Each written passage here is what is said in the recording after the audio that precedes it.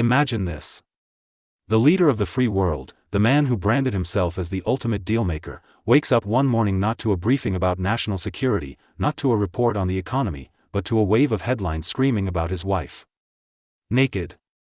Not just rumors, not a blurry tabloid shot taken with a long lens. But professionally lit, high-resolution photographs, the kind that look like they belong in an art gallery in Paris, except now they're plastered all over the internet, cable news, and, if you were unlucky enough to tune in that morning, your breakfast television. Melania Trump, the First Lady of the United States, the woman who had carefully curated an image of elegance and restraint, was suddenly at the center of a media hurricane. And it wasn't her speeches, her charity work, or her famously frosty White House Christmas decorations that were trending. It was her body. The images, once buried deep in the archives of a European fashion photographer, had been dug up and catapulted into the spotlight. They were bold. They were unapologetic. And they were decades old, but age didn't matter. In politics, the past has a nasty habit of showing up at the most inconvenient time. The story exploded like a scandalous soap opera, except this was real life. And it was about the President of the United States. CNN rolled a breaking news banner that seemed more suited to a missile launch. Fox News fumbled awkwardly, trying to spin it into a story about European culture. And then came the late-night shows, Stephen Colbert, Jimmy Kimmel, Seth Meyers, all gleefully carving into the story like it was Thanksgiving dinner. Colbert leaned into the camera with that sly smile and said, "Ladies and gentlemen, the First Lady is officially the most uncovered cover girl in White House history." The audience howled. Somewhere in the White House, a vein in Trump's forehead twitched. Jimmy Kimmel took it further, producing a mock White House tour video, stopping in the Lincoln bedroom to point at the wall and quip, "This is where we'd hang her official portrait. But we can't. It's NSFW." The crowd roared, and the clip went viral. Trump hated it. Not just because it was personal, not just because it involved Melania, but because it was something he couldn't control. He could spin tariffs, he could spin immigration policy, but spinning a set of glossy nude photographs of the First Lady? Even the best fake news routine had limits. Inside the Oval Office, aides whispered about damage control, about managing the narrative, but every attempt to downplay it only seemed to make it worse. Every time Trump called it beautiful or classy, another round of memes flooded Twitter. Hashtags like hashtag First Lady in the flesh and hashtag nudegate trended for days, and then came the political fallout. Opponents pounced. Senators gave thinly veiled speeches about the dignity of the office. Evangelical leaders, many of whom had stood firmly by Trump through every controversy, shifted uncomfortably in their seats. One prominent pastor even went on record to say, "We must pray for the First Lady. And for those who are looking at these photographs." Which, of course, only made more people go looking, but perhaps the most brutal moment came not from a political rival, but from Saturday Night Live. In the cold open, the actress playing Melania lounged in a silk robe, sipping champagne, while Trump frantically tried to explain the photos away. "They're not nudes," fake Trump said. "They're strategic silhouettes." The sketch ended with Melania blowing a kiss to the camera as the words "paid for by the Committee to Make America Blush Again" flashed across the screen. The internet lit up like Times Square on New Year's Eve. Trump, according to insiders, was livid. He reportedly barked at his communications team, "We're gonna sue everybody. Every single one." Of course, lawsuits didn't happen, they rarely did, but the threat alone was enough to keep the headlines alive for another week. Meanwhile, Melania herself stayed silent. Not a single press conference. Not a single statement. She went about her official duties with that same poker face she'd perfected during the campaign. To some, this silence was dignity. To others, it was indifference. And to Trump, it was infuriating. He wanted her to fight back, to denounce the media, to join him in the outrage. But she didn't, and this is where the cracks began to show. For the first time, there were whispers, not about Melania, but about Trump. Was this scandal hurting him with his base? Could it erode the carefully constructed image of strength and control he projected? In politics, perception is everything. And the perception now was that Donald J. Trump, master of the brand, had lost control of his own household's narrative. It didn't help that international media jumped on the story. British tabloids splashed the photos across their front pages with headlines like "Naked Ambition" and "From Runway to White House, Melania uncovered. French talk shows debated whether it was a feminist statement or a national embarrassment. Even Australian morning TV couldn't resist, with one host smirking, "Well, she certainly raised the profile of the First Lady's office." The effect was global, and for Trump, global embarrassment was far worse than domestic criticism. He could handle being mocked by American comedians, but being a punchline in London, Paris, Sydney? That was intolerable. Still, the story wouldn't die. Every time it began to fade, some clever social media account would drop a new meme, a new artistic interpretation of the photos, and the whole thing would flare back up. One viral tweet showed Melania's photo side by side with the Statue of Liberty. Captioned, "Both symbols of freedom." But only one got elected. The likes and retweets were in the millions. Behind the scenes, Trump's allies scrambled. They tried pushing positive stories, economic wins, diplomatic deals, but nothing could compete with the allure of a First Lady nude scandal. It was too simple, too visual, too perfectly packaged for the media to ignore, and in the middle of it all, Trump's temper boiled.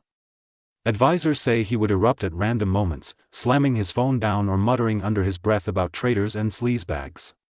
He accused the press of conspiring to humiliate him, of timing the leak to damage his standing. And maybe he was right. Or maybe this was just another chaotic week in an already chaotic presidency. But here's the thing, for the American public, this wasn't just about Melania. It was about what the presidency represented. Was the First Lady's past fair game? Did the country have the right to judge her for choices made long before she ever stepped into the White House? Or was this just voyeurism dressed up as political commentary? The debates raged online. Facebook threads turned into battlegrounds. Cable news panels grew heated. Even Thanksgiving dinners weren't safe. Somewhere in America, an uncle was arguing that it's art, damn it, while a grandmother shook her head in disapproval. The scandal had become more than a tabloid story. It had become a cultural fault line, and Trump. Well, Trump was still the main character.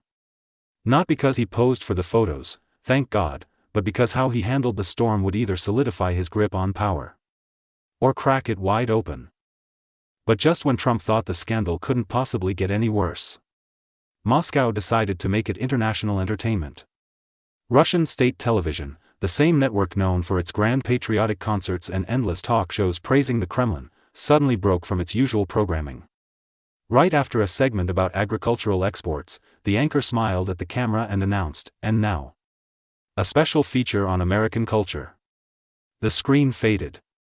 And there they were. Photos of Melania Trump have been aired on Russia's most watched state TV channel during a program supposedly dedicated to celebrating Trump's election victory. Melania's photographs. Uncensored. Full color.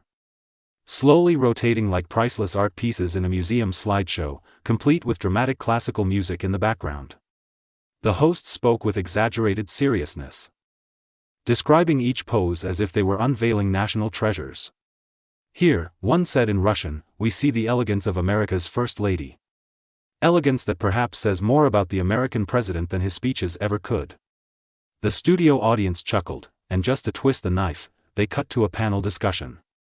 The guests included a political analyst, a fashion critic, and a retired general. The fashion critic gushed about the lighting and composition, the analyst suggested the photos were a metaphor for America's vulnerability, and the general simply laughed. "When your enemies show you their soft side," he said, "you don't look away. You take notes." Clips of the broadcast hit social media within minutes. In Russia, it was trending on VKontakte, their version of Facebook. In Europe, news outlets replayed snippets, subtitling the jabs for anyone who didn't speak Russian. In the US, late-night hosts were practically salivating. Stephen Colbert opened his monologue with, "Well folks, the Cold War is officially over. We've moved on to the nude war." The audience roared. Trump's reaction behind closed doors was volcanic.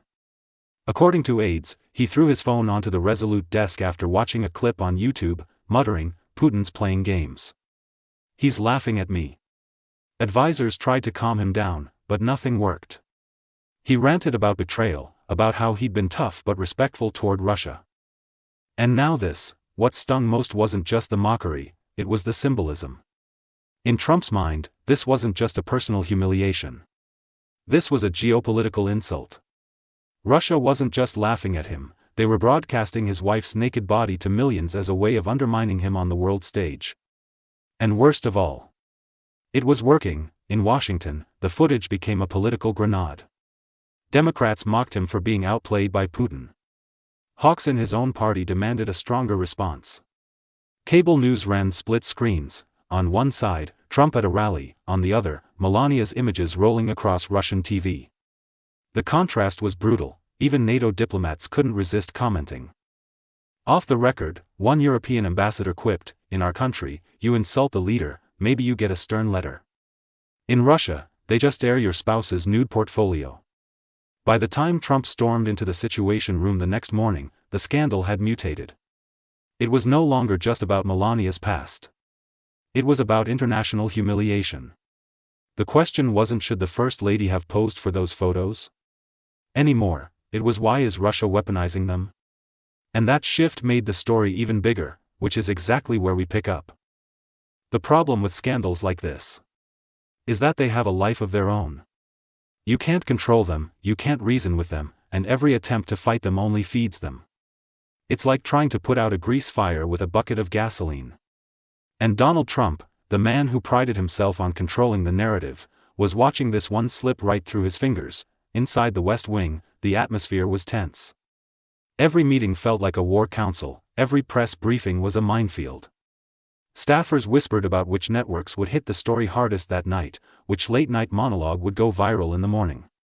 Some aides even started keeping a tally on a whiteboard in the communications office, one column for positive mentions, one for nude story mentions. By week's end, the nude tally was winning by a landslide, and Trump hated losing. His mood swung from fury to denial to something dangerously close to paranoia. "They're doing this to take me down," he growled in one meeting, pointing at a TV screen as footage of Melania's photos flashed across the ticker. "This is the deep state. They can't beat me on the economy, so they're attacking my wife. Disgusting people." The truth was, this wasn't the deep state. It wasn't even the opposition party. It was the media smelling blood in the water. And the public couldn't look away. It got worse when The Daily Show joined the fray. Trevor Noah dedicated an entire segment to the scandal, calling it the most expensive photo leak in history, because it might just cost a man the presidency. He played clips of Trump angrily defending Melania, then cut to the infamous Access Hollywood tape, and deadpanned, "This man thinks a first lady's dignity is sacred. Unless it's someone else's wife." The crowd erupted, and the clip racked up millions of views before breakfast. For Trump, this wasn't just about embarrassment. It was about control and power. The more the story spread, the more it chipped away at the aura he'd built, the image of the untouchable winner, the master negotiator, the alpha male who could bend reality to his will. Now, reality was bending him. And then came the poll numbers. Public approval ratings dipped. Not drastically at first, but enough for the strategists to notice.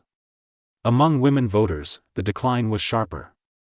Among independents, the words dignity and decorum started showing up in focus groups. This wasn't just late-night joke fodder anymore. This was political erosion. Behind closed doors, some Republican allies began to worry. "It's not the photos themselves," one senator reportedly said, "it's the perception that he can't manage the fallout. That's what makes him look weak." And weakness, in politics, is a far deadlier poison than scandal. Meanwhile, the international embarrassment deepened. At a G7 summit, French President Emmanuel Macron reportedly joked during a photo op, "We all have beautiful wives, but not all of us share them with the world." Cameras caught Trump's tight smile, but aides swore his knuckles went white. Even in countries far from Washington, the story played on loop. In Germany, talk show hosts debated whether Melania's photos were empowering art or diplomatic liability. In Japan, a morning variety program blurred the images but still managed to discuss them for an entire half hour. Trump's presidency had become, in some corners of the globe, a running soap opera, and this was the steamy season finale. The irony? Melania herself still refused to speak publicly about it. She attended events, smiled for cameras, and even appeared alongside Trump at a military ceremony, her expression as unreadable as ever. But that silence only fueled speculation. Was she embarrassed? Was she defiant? Or, And this was the theory cable pundits loved. Was she secretly enjoying watching Donald squirm? Then came the moment that broke the internet, and nearly broke Trump's composure on live television. During a White House press conference about trade policy, a reporter from a UK tabloid shouted from the back, "Mr. President, can you confirm whether the First Lady's next photo shoot will be for Vogue? Or for Playboy?" The room froze. Cameras clicked. Trump's face reddened. And then, in that familiar voice that starts low and ends in a shout, he snapped, "You're disgusting. Next question." The clip went viral within minutes. Late-night shows looped it. Social media tore it apart. Memes showed Trump's angry face captioned with "When they bring up the nudes again." By now, the White House communications strategy had crumbled into chaos. One faction argued for ignoring the story completely, letting it die on its own. Another pushed for aggressive counterattacks, accusing the media of sexism. Trump, predictably, tried both approaches at once, 1 minute calling the photos beautiful European art, the next blasting reporters as low-life degenerates. But the damage was done. The scandal wasn't just about Melania anymore, it was about Donald's judgment, his composure, his ability to lead without letting his ego dictate the entire news cycle. And his opponents could smell the weakness. Democrats in Congress began weaving the scandal into speeches about presidential ethics. Progressive activists launched online campaigns demanding respect for the office, which was, of course, also a way to keep the photos trending. Even a few conservative commentators, previously staunch defenders of Trump, began to distance themselves, and in the world of politics, when people start stepping back, it's usually because they see a storm coming. The late-night satire kept hitting.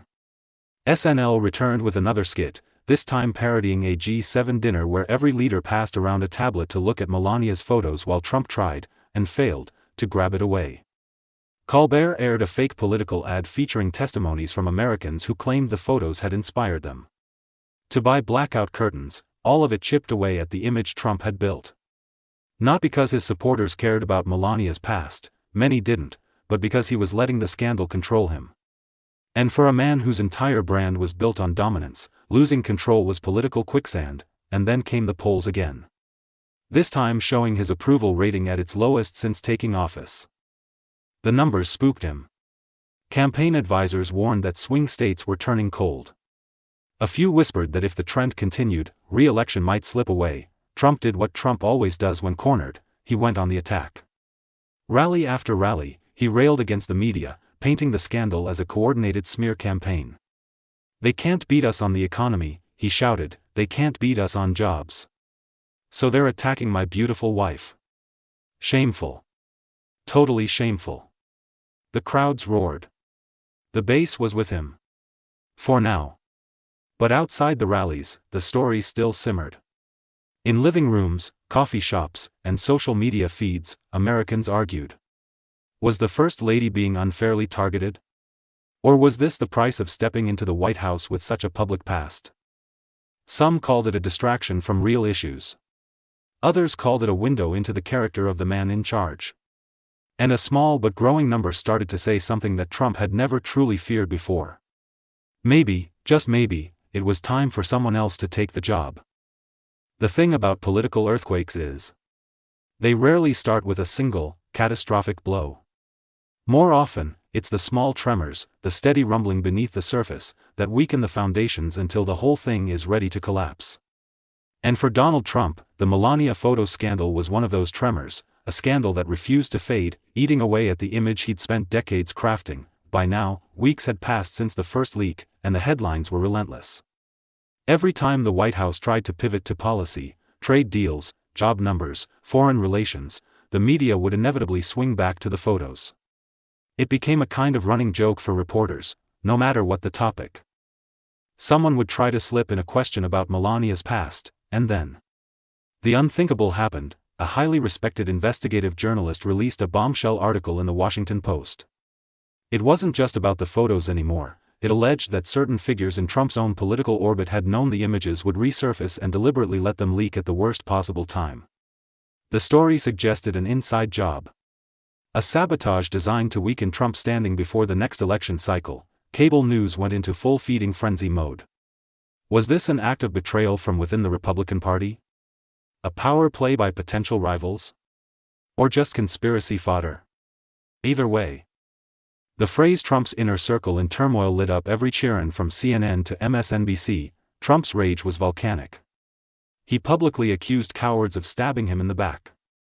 At a rally in Ohio, he thundered, "We have traitors, folks. People who pretend to be friends, but they're working against us. They think they can embarrass me, they think they can embarrass Melania, but they're wrong. We will destroy them." But the fury didn't hide the cracks. Inside the GOP, whispers grew louder. Some donors expressed concern about optics. Others quietly began taking meetings with potential alternative candidates. Trump's dominance over the party was no longer unshakable, it was showing its first real signs of vulnerability. The late-night shows smelled blood in the water. Trevor Noah compared the scandal to Game of Thrones, saying, "We're in season 7 now, Trump's enemies are finally turning on each other, and everyone's naked." Stephen Colbert gleefully imagined a White House investigation titled Operation Wardrobe Malfunction. Jimmy Fallon staged a parody press conference where an actor playing Trump declared, "From now on, all photographs in the White House will be taken with everyone fully clothed. Including me." The audience groaned and laughed in equal measure, even conservative talk radio began to fracture. Some hosts defended Trump passionately, framing the scandal as an attack on family privacy. Others, more cautious, suggested that perhaps the president's combative handling of the story was making things worse. A prominent conservative columnist wrote, "It's not about the photos, it's about the inability to lead without turning every controversy into a personal vendetta." For Trump, this was the nightmare scenario, losing control of the narrative, losing the unquestioning loyalty of his base, and facing the very real possibility that members of his own party were sharpening their knives. And then came the leak within the leak, a recording from a private fundraiser, secretly captured and handed to the press. In it, a top Republican strategist could be heard saying, "We love the president, but we can't win with this kind of baggage. The photos are just the tip of the iceberg. Wait until you see what else is coming." That single line sent Washington into a frenzy. What else was coming? More from Melania's past? Something about Trump himself? The speculation was endless. And devastating, Melania, as always, stayed silent.